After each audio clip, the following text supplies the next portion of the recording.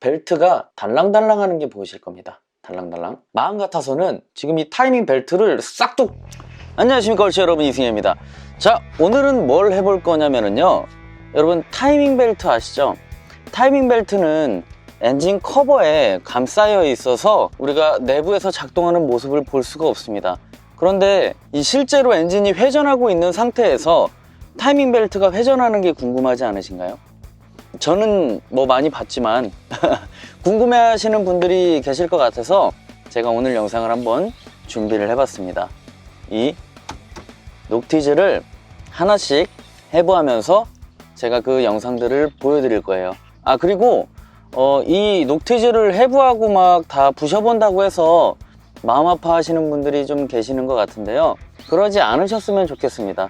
그리고 또 제가 여건이 된다면 차를 하나 더 가지고 와서 그 차 같은 경우에는 리스토어를 해서 좋은 일에 이렇게 사용을 해보고 싶은 마음도 있고, 그런 컨텐츠를 또 기획 중이기도 하기 때문에 너무 그렇게 생각하지 않으셔도 좋을 것 같습니다. 자, 그럼 시작해 보겠습니다. 우선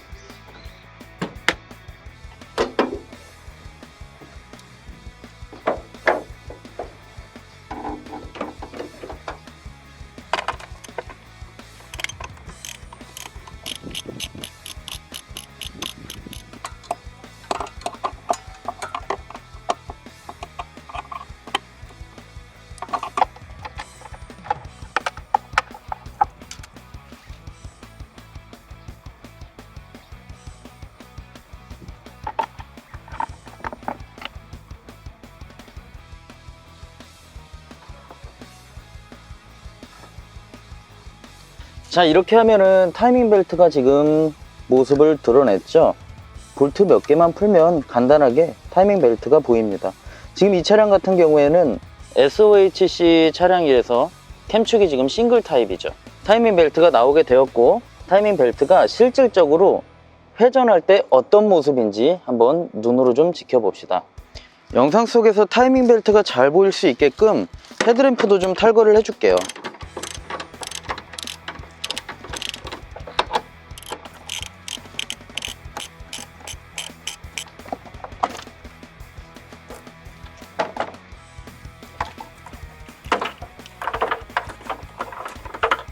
자, 그럼 타이밍 벨트가 아주 잘 보입니다. 자, 이 상태에서 시동을 한번 걸어 볼게요.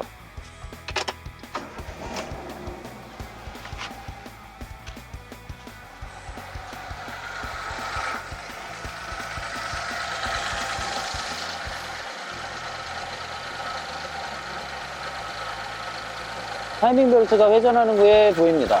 이 상태에서 제가 슬로우 모션을 줘서 더 자세하게 타이밍 벨트를 회전하는 걸 보여드릴 건데요, 잠깐만 기다리세요.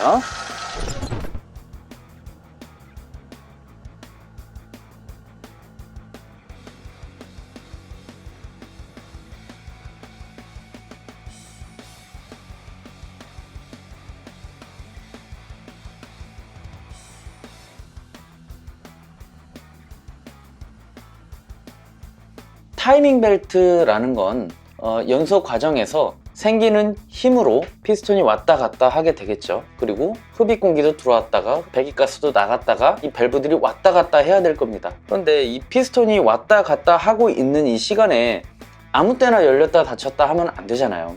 그래서 자동차 엔진에는 모든 내연기관에 타이밍 벨트 또는 타이밍 체인이 들어가게 되는 것입니다. 그러니까 한마디로 피스톤이 움직이고 있는 그 시간에 흡입 밸브와 배기 밸브의 두 시간을 정확하게 조절을 해주는 역할을 하는 것이 바로 타이밍 벨트 또는 타이밍 체인이라고 합니다. 자동차의 타이밍을 제어하는 건 벨트와 체인이 들어가게 되죠. 벨트 같은 경우에는 수명이 있다고들 대부분 알고 계십니다. 약 8만 킬로 정도가 됐었죠. 그리고 지금 나오는 차량들은 벨트 자체가 내구성이 좀 좋아져서 뭐 10만 킬로 이상까지 탄다고 이야기를 하고 있는데, 실제로 그전에도 문제가 생기는 경우가 있기 때문에 약 10만 킬로 기준을 두고 교환 작업을 해주시면 좋을 것 같습니다. 타이밍 벨트를 제가 또 왜 이야기하냐면, 요즘 타이밍 체인에서 다시 벨트로 바뀌어가고 있는 추세거든요. 타이밍 체인은 제가 지난번에도 이야기해드렸듯이 윤활유를, 엔진 오일을 관리를 잘 해주시는 게 수명 연장에 도움이 많이 되고요. 그 다음 타이밍 벨트 같은 경우는 고무 재질이다 보니까 노후되면 서서히 갈라지기 시작합니다. 그러다 어느 순간 끊어지게 되죠. 그리고 또 한 가지는 타이밍 벨트, 타이밍 체인 모두 다 세월이 지나가게 되면 조금씩 늘어나게 됩니다. 늘어나면 어떤 현상이 생기냐면 체인 또는 벨트가 한 코 한 코 전부 다 이렇게 일정한 사이즈로 연결이 되어 있는데 늘어난다고 생각을 해보세요. 그러면 흡기 밸브와 배기 밸브가 정확한 시간에 열렸다 닫혔다 하지를 못할 것입니다. 정확한 시간에 닫혔다 열렸다 하지 못하면 이론상 혼합비가 제대로 맞지 않게 되죠. 그러면 뭐 연소 과정에서 매연이 과다하게 생긴다든지 출력이 부족해진다든지 아니면 차량의 진동 내지는 소음이 좀 증가할 수 있다. 그리고 타이밍 체인 또는 벨트 둘 다 이 스프러켓에서 이탈돼 버리는 경우가 있어요.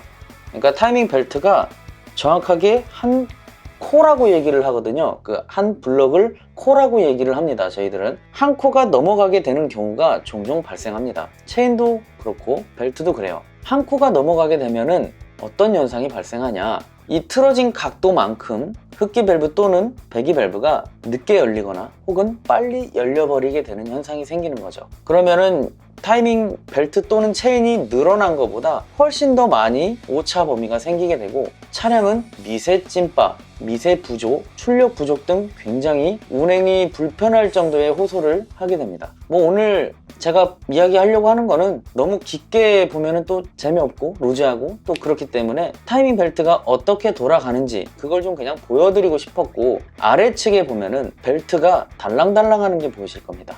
달랑달랑. 요 같은 경우는 요즘 차량들은 타이밍 벨트든 체인이든 오토 텐셔너가 들어가게 되는데요. 그 오토 텐셔너가 장력을 실시간으로 조정을 해줍니다. 그런데 이 차 같은 경우는 그냥 딱 고정되어 있는 타입이에요. 엔진이 일정한 속도로 회전을 하는 것 같지만 절대 그렇지 않습니다. 엔진은 흡입, 압축, 폭발, 배기 순서대로 행정을 하면서 어느 구간엔 무겁게 돌아가다 어느 구간엔 빨리 돌아가다 어느 구간엔 무겁게 돌아가다 어느 구간엔 빨리 돌아가다 하는 저항들이 생기게 돼요. 캠샤프트도 그렇고 엔진 압축 형성될 때도 그렇고 뭐 여러 가지가 있습니다. 그래서 엔진은 아주 미세하게 빠릿하게 돌아가다가 살짝 뒤로 돌아가는 듯한